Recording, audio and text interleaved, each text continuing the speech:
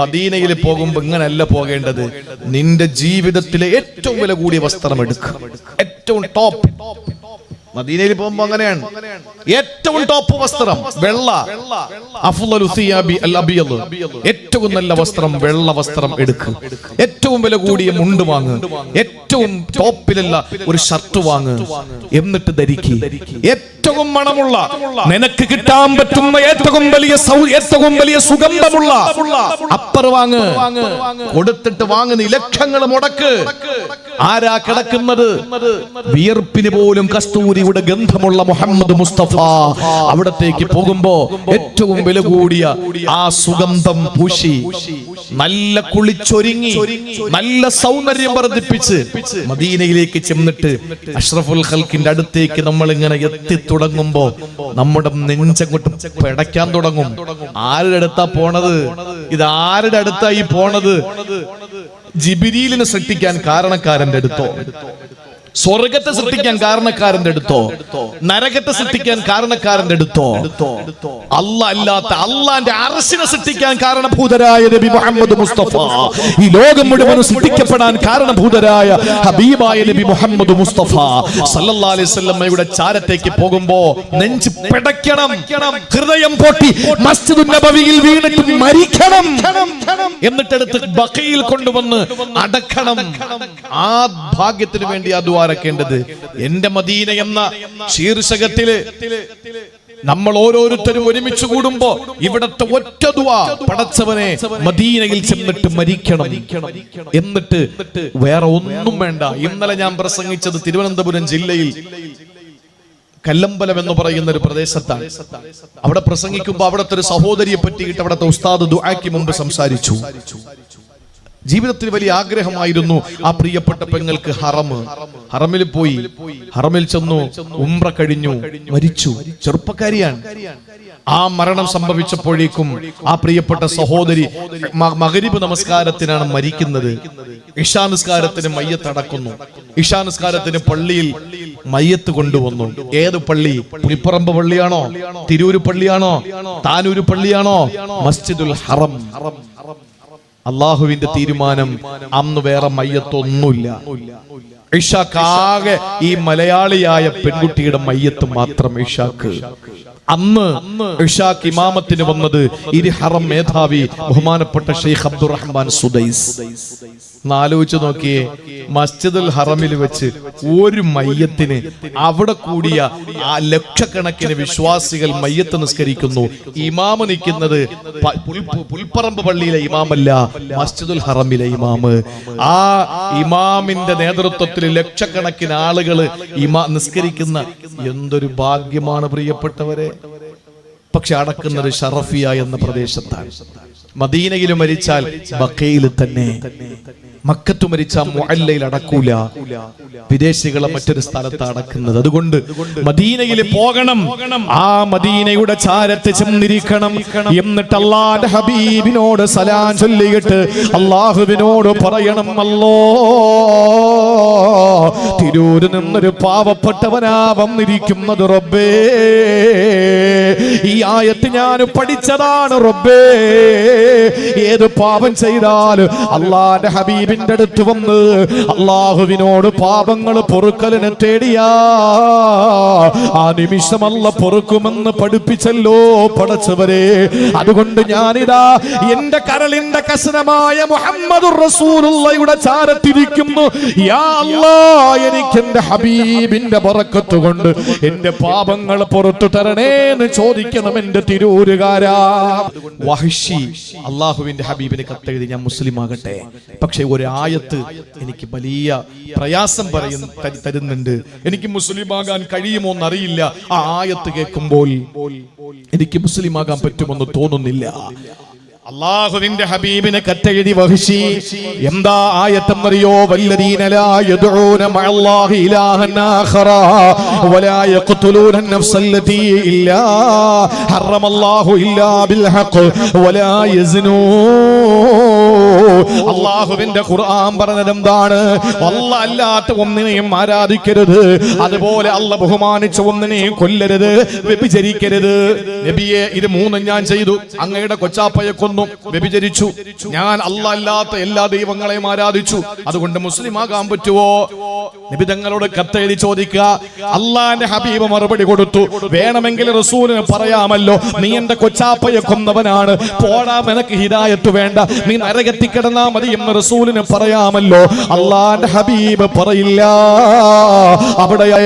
അവിടെന്ന് പറഞ്ഞു, വഹിഷിയോട് പറയുന്നു, എന്തിനാ പേടിക്കുന്നത്? അല്ലാഹ് പറഞ്ഞല്ലോ, ഇല്ലാമൻ താബ വ ആമന വ അമില സാലിഹാ. പശ്ചാത്തപിച്ച് ഈമാനോടെ സൽക്കർമ്മങ്ങൾ ചെയ്താൽ കുഴപ്പമില്ല. പശ്ചാത്തപിക്ക്, എന്നിട്ട് ഈമാൻ ഉണ്ടാക്ക്, എന്നിട്ട് അമലു സാലിഹാത്ത് ചെയ്, കുഴപ്പമില്ല. വീണ്ടും മറുപടി, വീണ്ടും അദ്ദേഹം കത്തെഴുതി ചോദിക്കുന്നു, നബിയെ, അല്ലാഹ് പറഞ്ഞത് അമലു സാലിഹാത്ത് ഞാൻ ചെയ്തിട്ടില്ല, ഈമാനൊക്കെ എനിക്കുണ്ട്, അതുകൊണ്ടാണല്ലോ മുസ്ലിം ആകണമെന്ന് പറഞ്ഞത്. പശ്ചാത്താപമുണ്ട്, പക്ഷെ ഞാൻ അമലുകളൊന്നും ചെയ്തിട്ടില്ല, അപ്പൊ മുസ്ലിം ആകാൻ പറ്റുമോ? അടുത്ത ചോദ്യം. അപ്പൊ നബി തങ്ങൾ കൊടുത്ത മറുപടി, ഇന്നല്ലാഹ ലാ യഗ്ഫിറു അൻ യുശ്റക ബിഹി വ യഗ്ഫിറു മാ ദൂന ദാലിക ലിമൻ യശാ. അല്ലാഹുവിനോട് ശിർക്ക് ചെയ്യാത്തവർക്ക് ഒഴിച്ച് അല്ലാഹു ഉദ്ദേശിക്കുന്നവർക്ക് പുറത്തു കൊടുക്കും. അതുകൊണ്ട് ധൈര്യമായിട്ട് വന്നോ. അപ്പൊ വീണ്ടും സംശയം വഹിഷിക്ക്, അല്ലാഹ് ഉദ്ദേശിക്കുന്നവർക്ക്, ആ ഉദ്ദേശിക്കുന്നവരിൽ ഞാൻ പെടുവോ? ആ ഉദ്ദേശിക്കുന്നവരിൽ എന്നെ പെടുത്തു അല്ലാഹു.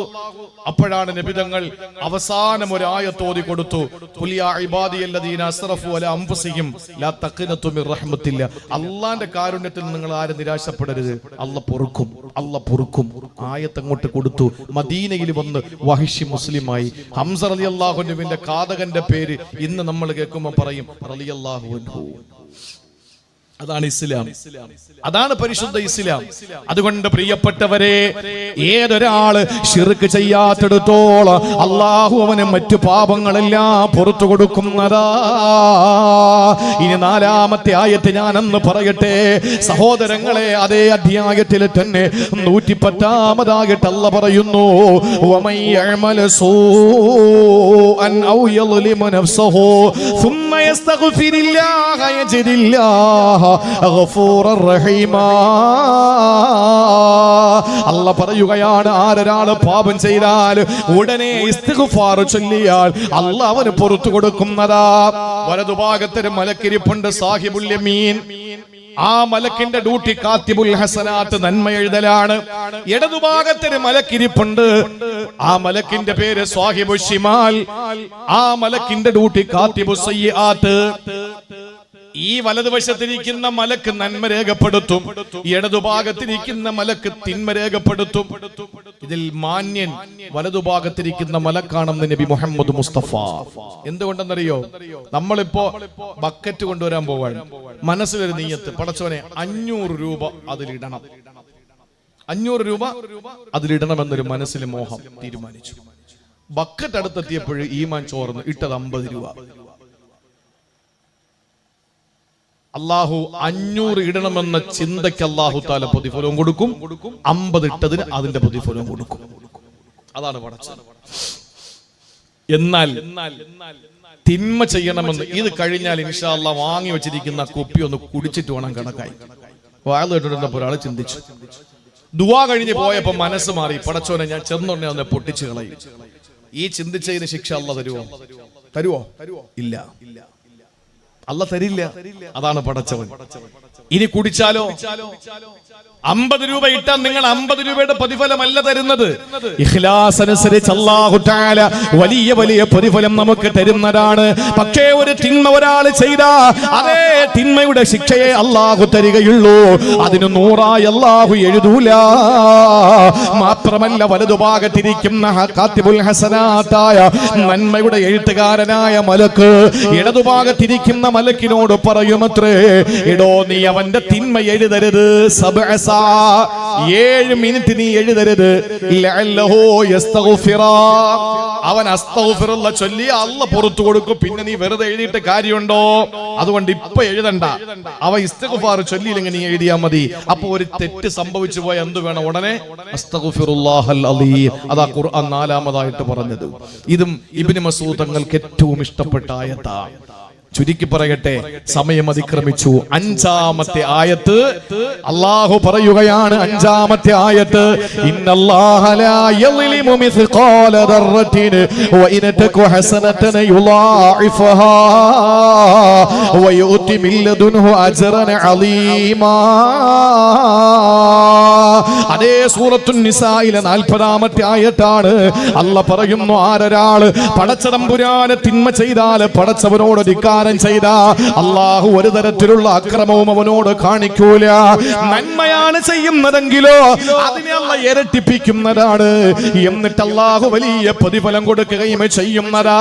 സ്വർഗത്തിലേക്ക് ഓരോരുത്തരെ എങ്ങനെങ്കിലുമൊക്കെ അല്ലാഹ് കയറ്റുമെന്നാണ്. അമലുകളൊന്നും ഇല്ലാത്തവന് അവന്റെ ഹൃദയത്തിൽ എന്തെങ്കിലും ഈമാനുണ്ടോ, ആ ഈമാനുള്ളവനെ സ്വർഗത്തിൽ അല്ലാഹു അവസാന ഘട്ടത്തിൽ കയറ്റുന്നതാണ്. ഏറ്റവും ഒടുവിൽ റസൂല് പറയുന്നു, സ്വർഗത്തിന്റെ അവകാശികൾ മുഴുവനും സ്വർഗത്തിൽ കയറുമ്പോ ഈ സമുദായത്തിലെ പാപികളായ ആളുകൾ നരകത്തിലാണ്. ആ നരകത്തിൽ കിടക്കുന്ന മനുഷ്യന്റെ അടുക്കൽ വന്നിട്ട് മലക്കുകൾ വിളിച്ചു ചോദിക്കും, ഫമൻ വജത്തും ഫീ ഖൽബിഹി മിസ്ഖാലു ദർറത്തിൻ മിൻ ഈമാൻ. ഈമാന്റെ ഒരു കണികയെങ്കിലും നിങ്ങളുടെ കൽബിലുണ്ടോ? എവിടെയെങ്കിലും ഈമാന്റെ ഒരു കുത്ത്, ഒരു ഡോട്ട്, ഒരു ഡോട്ട് ആരുടെ ഹൃദയത്തിൽ ഈമാനുണ്ട്? കേറിക്കോ, അവസാനം അവനെ കൂടെ സ്വർഗത്തിൽ കൊണ്ടുപോകുമെന്ന് നബി മുഹമ്മദ് മുസ്തഫ. ഈ 5 ആയത്തുകൾ നമുക്ക് പ്രതീക്ഷ തരുന്ന 5 ആയത്തുകളാണ്. പാപം ചെയ്യാൻ, മിസ്യൂസ് ചെയ്യാൻ വേണ്ടിയിട്ടല്ല, ആ അല്ലാഹ് പൊറുക്കും എന്തുവേണോ ചെയ്യാം എന്നൊരു ധാരണയ്ക്കല്ല. ചെയ്തു പോയ പാപങ്ങളുടെ പേരിൽ പാപഭാരവുമായിട്ട് ഇനി ഞാൻ രക്ഷപ്പെടില്ല എന്ന് കരുതിയിരിക്കുന്ന ഒരു സമൂഹത്തിന്റെ മുമ്പിൽ ഇബ്നു മസ്ഊദ് തങ്ങൾ പറയുന്നു, ദുനിയാവും അതിലുള്ള സകലതും കിട്ടുന്നതിനേക്കാൾ ഏറ്റവും അഭികാമ്യമായത് ഈ 5 ആയത്തുകളാണ്. അല്ലാഹു അമൽ ചെയ്യാനുള്ള തൗഫീഖ് തരട്ടെ.